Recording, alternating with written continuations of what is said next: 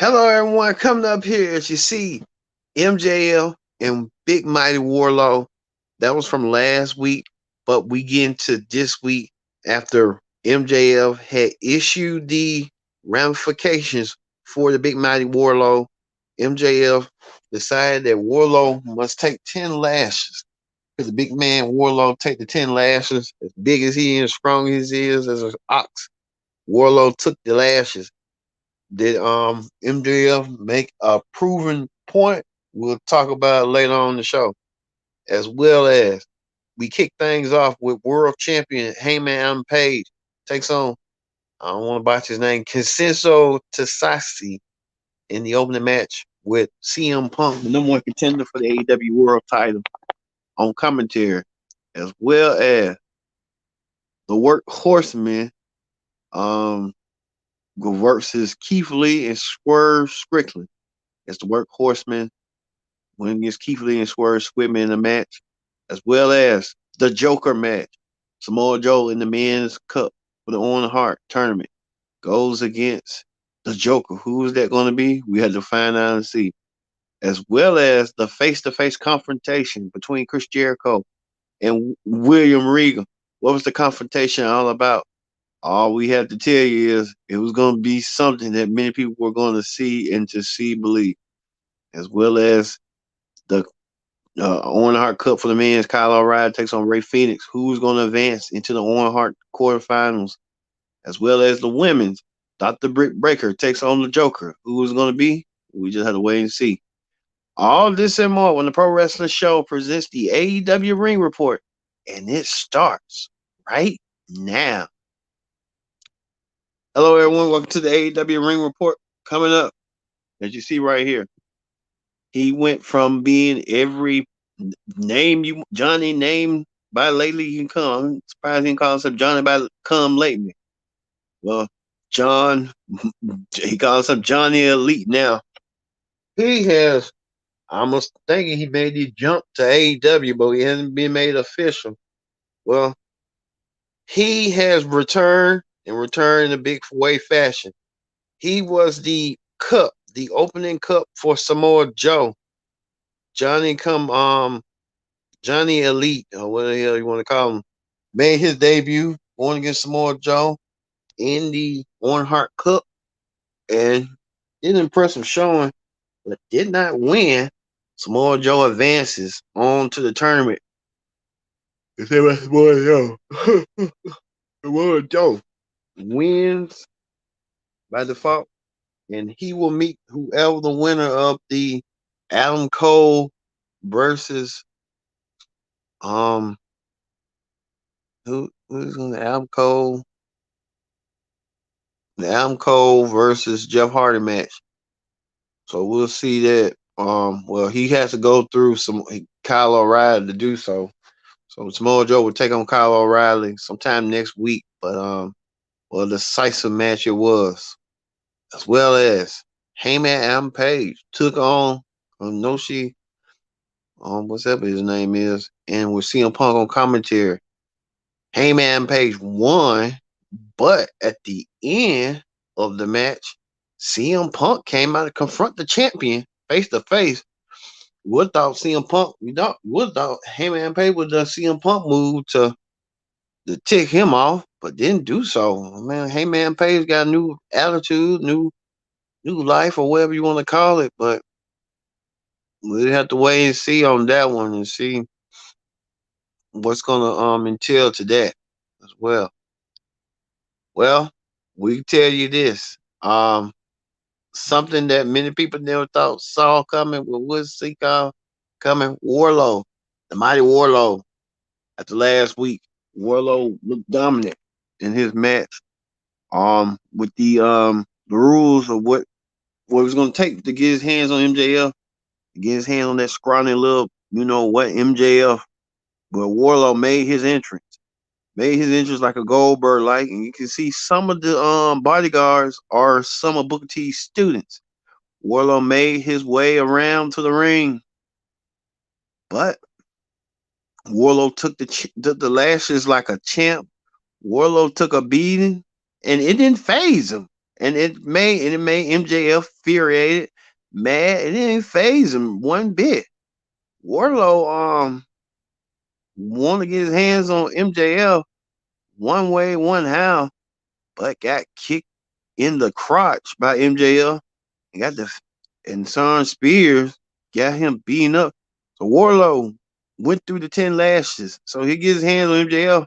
They gotta go through more stipulations. Now the next stipulation is he had to go in a steel cage match against Shawn Spears with MJF, the special guest referee.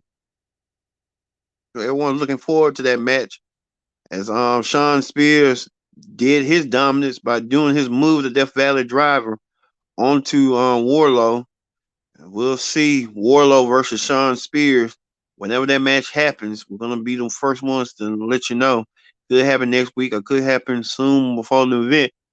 I'm assuming next week. Look for that coming up. Um, Also too, the face-to-face confrontation between Jericho and William Regal. These two are no stranger to each other. Well, William Regal and Jericho um talk, some mess. Jericho told Regal, "You've been fired from every federation, and you want to come to this federation, and we're gonna make an example out of you." And Jericho, you know how that went. Jericho and Regal had that face to face. Jericho wanted a Stadium Stampede match. Regal thought about it, but Moxley came and said, "Heck no, heck no, we ain't doing that. We ain't doing that." So that ain't gonna happen. Well, they had to sell that feud some way, somehow. And the only way to sell it is in the ring. So Jericho was going to do it, but Jericho put a wedge between the two. And Jericho now putting Moxley, Bryan, and Eddie Kingston amongst each other. So what's going on with that? So there's a lot going on with that. Uh I don't know what's going on. Long time will tell. If a Blackpool club and Mox and Santana, Ortiz and Kingston can all put their stuff together and not try to let Jericho and his team put a wedge between them. And William Regal said the moment of the night that he used to always put um toothbrush in Jericho's toothbrush in his, in his rectum, and did the same thing to Daniel Garcia. So that was funny. I know that didn't really happen. I could all the things they used to do to each other. Jericho peed in Regal's cup and had Regal think he was peeing. You know how that go. Ugh. Also, too, Dr. Britt Breaker was waiting for her Joker's Wild match, and it appeared to be I don't know what her name is, Marty Carter. It had to be somebody that Kenny Omega brought up, and Omega brought her, and it really didn't do nothing for me. She was just singing, and when she was trying to act like a kid, and it just went from left to right. I was like, "Are you kidding me?" And it just went from there. So Britt Breaker won. So that's all I can say right now about that. Also, too, the gauntlet has been laid out. Jungle Boy and Luchasaurus will defend their tag team titles against Powerhouse Hobb and Ricky Starks and Swerve Strickland and Keith Lee for the three-way dance. Three-way dance for the AEW World Tag Team titles. A lot of people are predicting that Christian will turn on Jungle Boy and thus have their feud going from there. But we'll see going forward. I kind of thought that it was going to be Cesaro and the Joker's Wild in it, and I thought Ember Moon or Athena, like her name, or Johnny Gangaro, but it didn't turn out to be that way. It was So AEW wasn't that good, but hey, it was it. Kyle O'Reilly took on Ray Phoenix in the Owen Hart Tournament Cup. But it was back and forth. Kyle O'Reilly would use his strength, won the match over Ray Phoenix. Hmm. Also, too, we found out that the voice of AEW, good old Jim Ross, had signed a distinction. So Jim Ross is going to be commentating for AEW for the next 2 years.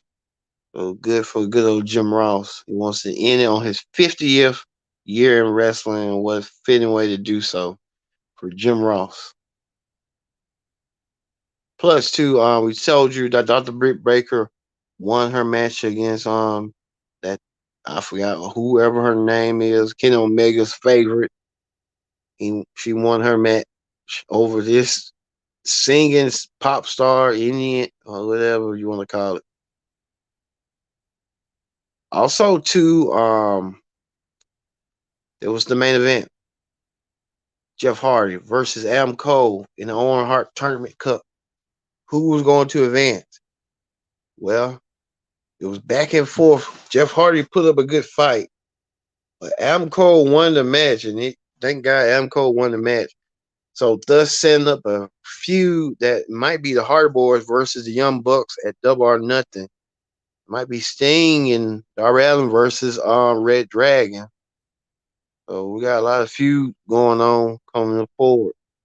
So I'm looking forward to Double or Nothing. They still got about a week left for the go home show, so we'll see how that all plays out at the end. I guess this was the moment of the week. Regal said he took a toothbrush and put the toothbrush up his you know what, and for Jericho's toothbrush, it did the same for Daniel Garcia. That was the funniest moment of the week. Well, we know Miro supposed to be acting soon. Miro going to be doing some acting coming soon for a CBS show. So look for Miro venturing out to acting. Plus, two, Miss CM Punk, AJ Blee showing off her new physique. Miss CM Punk coming showing off her physique. She ain't, AEW ain't signed her yet. What's going on, AEW? Sign her. Oh, also too, we heard that the Warner Medium had their upfronts and show portfolios of what you would get during the shows. AEW was featured, so you tell that the new merger they're up with AEW at the moment. I told you earlier that Samoa Joe won his match over Johnny Elite. We don't know if Johnny Elite is all elite. We have to wait and find out and see. Now we got a feeling that the Hardy Boys and the Young Bucks will wrestle at Double or Nothing. So look for that. All right. In that, move over to Hot Topics. On Hot Topics this week, as you see right here, Ric Flair will be having his last farewell match for AEW. Not for AEW, but for himself, due to under the banner Jim Crockett Promotions. But Ric Flair will be getting back with the Four Horsemen: Arn Anderson, Tully Blanchard, J.J. Dillon, you name it. They're all going to be there to be in the festivities of Ric Flair's final match in wrestling. I thought Ric Flair had his final match a number of years ago, but Ric Flair has been surfacing around that he wants to wrestle again, and he's doing so by just getting everybody together to see him wrestle in his somewhat called final match, Lex Luger. So it's gonna be a Four Horsemen reunion. J.J. Dillon, the legendary manager.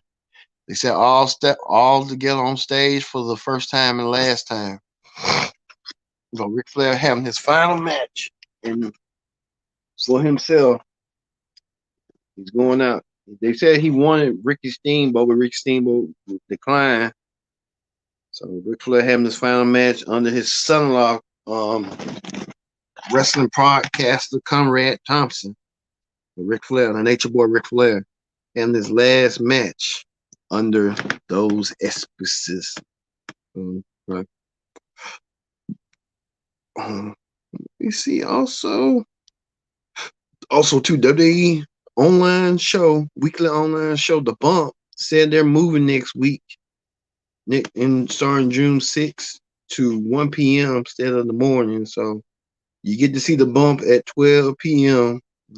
I guess we'll see how The Bump fares, since I guess their ratings not doing so well in the morning because everybody don't really be up in the morning than the afternoon. So on time will tell on that for The Bump and stuff.